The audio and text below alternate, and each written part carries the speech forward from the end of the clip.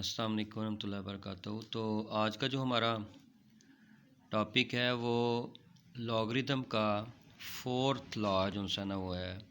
इस लॉ को change of base formula भी कहते हैं। तो वो लॉ ये होता है कि log A N is equal to log B N multiply by log A B. तो ये हमारे पास जो सा है ना आज का जो सा है वो लॉ है। तो इसका दूसरी तरह लिखने का तरीका ये है, मल्टीप्लाई में लिखेंगे तो बी इधर पावर नीचे बेस नीचे आएगी और उसके साथ एन होगा, मल्टीप्लाई बाय ए यहाँ पे बेस होगी और बी साथ आएगा इसके। लेकिन जब डिवाइड करके लिखेंगे, डिवाइड करके लिखने का इसको तरीका थोड़ा डिफरेंट है।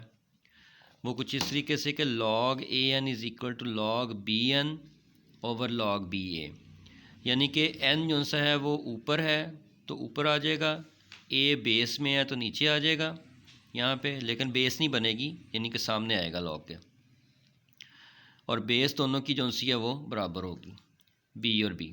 लेकिन यहाँ पे बेस बराबर नहीं होगी, यहाँ पे बेस पहले बी होगी और अगले की बेस ए होगी, और जो बेस बी है वो इसके सामने आ जाएगी, ठीक है। लेकिन यहाँ पे बेस दोनों की एक जैसी होगी और ऊपर एन आ जाएगा और जो बेस है वो नीचे आ जाएगी इसके सामने लॉग के।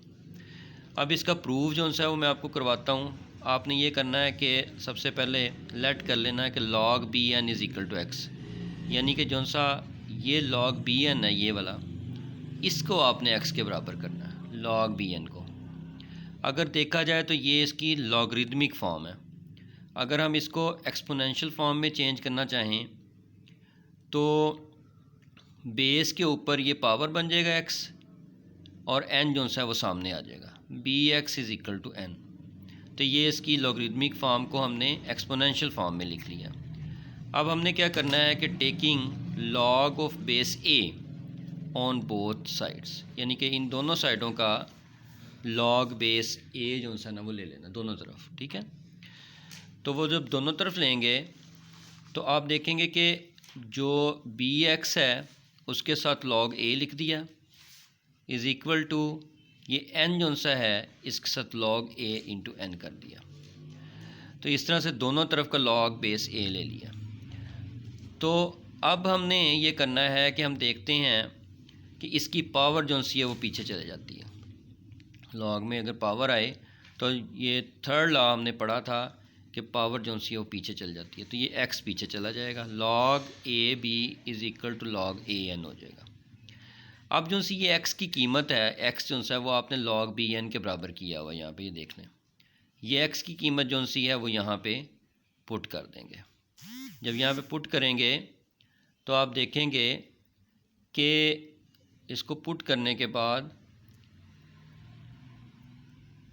आपके पास ये बन जाएगी सिचुएशन इसकी, लॉग बी एन यानी एक्स का पे ये आ गया multiply by log A B is equal to log A N. तो ये हमारे पास सिचुएशन बन गई।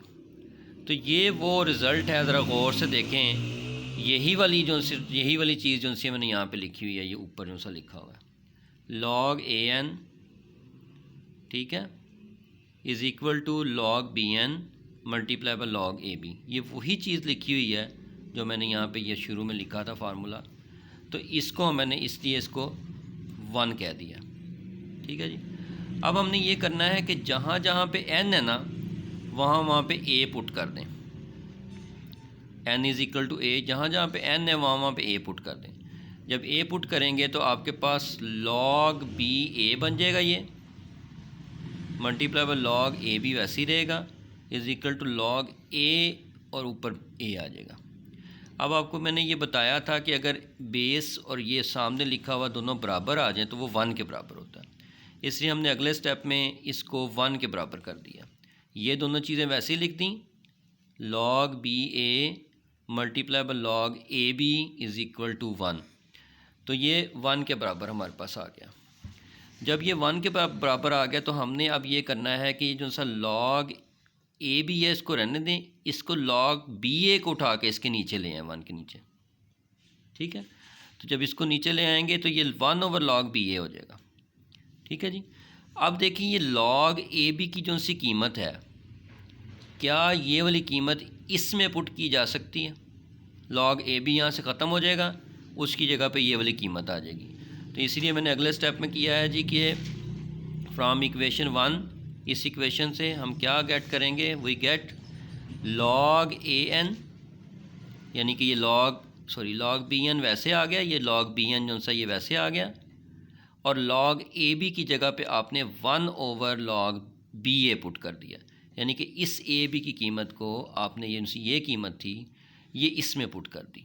तो लॉग ए बी की बजाय वो 1 log बी ए बन जाएगा, is equal to log A N वैसे ही लिखते हैं। अब इनको आपस में मल्टीप्लाई कर दें, जब इनको मल्टीप्लाई करेंगे इसके साथ तो ये जो सी कीमत वैसे ही आ जाएगी, लॉग बी एन, यानी ये लॉग बी एन इसके साथ मल्टीप्लाई होकर ये आ गया, divide by log B A is equal to log A N.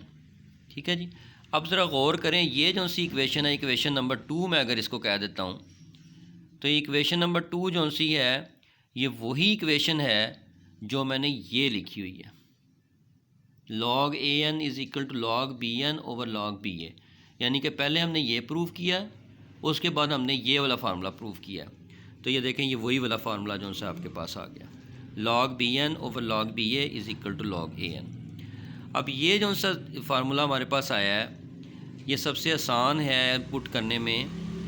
उसकी वजह ये कि इनकी बेस दोनों की बराबर है और एन ऊपर है, यानी सामने या ऊपर आ गया, और ए बेस में इसलिए यहाँ पे इसके सामने आ गया नीचे।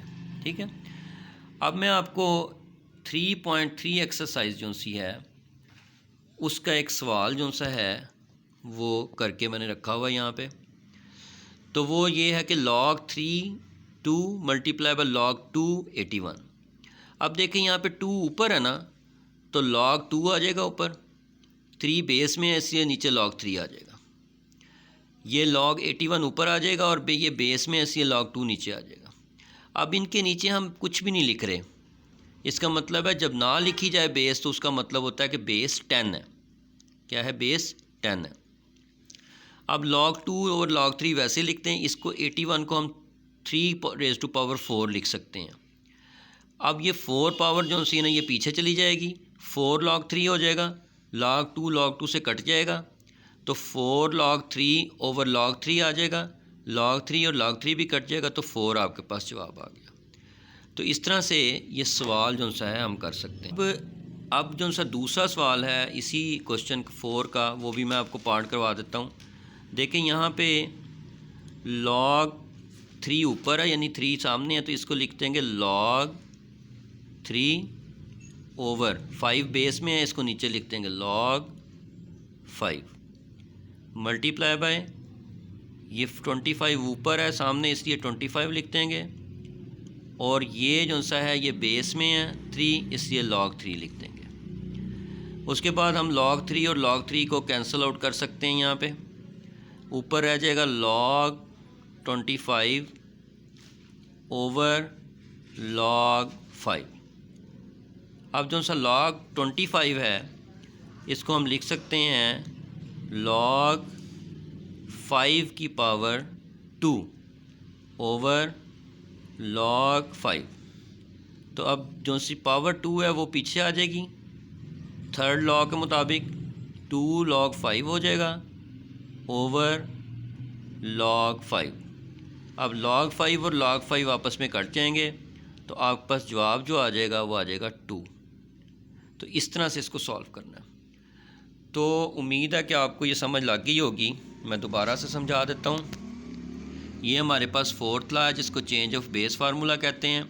देखें यहाँ पे बेस पहले ए थी, अब यहाँ पे बेस बी हो गई है, और ये बेस जो सी है वो आगे चली गई है, और यहाँ पे बेस ए थी, यहाँ पे दोनों की बेस बी बन गई है, तो बेस चेंज हो गई।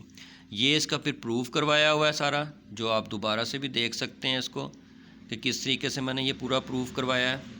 उसके बाद आखिर पे आके हमारे पास 2 प्रूफ बनते हैं, log बी एन ये एक प्रूफ हो गया, फिर n is equal to A put करके इसको log ए को 1 करके इसको उठा के नीचे ले आए log बी ए को, ये वैल्यू जो सी है इस इक्वेशन में पुट कर दी, तो ये आपके पास सिचुएशन आ गई। इनको आपस में मल्टीप्लाई करके ये आ गया, तो ये आपके पास दूसरा फार्मूला आ गया। इस फार्मूले यानी कि इसकी शक्ल आ गई दूसरी, फार्मूला तो वही है लेकिन शक्ल दूसरी आ गई। अब इसको यूज़ करते हुए हमने ये 2 सवाल किए हैं। अगर ये 2 सामने है तो ऊपर log 2 बन जाएगा, ये बेस में है तो log 3 हो जाएगा। ये log 2 जो 81 ऊपर आ जाएगा, log 2 नीचे चल जाएगा। log 2 से कट जाएंगे, इसको 3 की पावर 4 लिख सकते हैं, 4 की पावर पीछे आ जाएगी, 4 log 3 ओवर log 3 आ जाएगा। log 3 से कट गया तो 4 आ गया। log 3 ऊपर है वो लिख दिया, 5 बेस में है वो लिख दिया, log 25 ऊपर है वो लिख दिया, log 3 नीचे है वो बेस में है वो नीचे लिख दिया। 3 और 3 कट गए, log 25 को हम वैसे लिख दिया और ये नीचे लिख दिया। 25 को हमने, तो हम इसको 2 की पावर को पीछे लेके आ सकते हैं, तो 2 log 5 ओवर log 5 हो गया, log 5 से कट गया तो 2 आ गया आपके पास जवाब।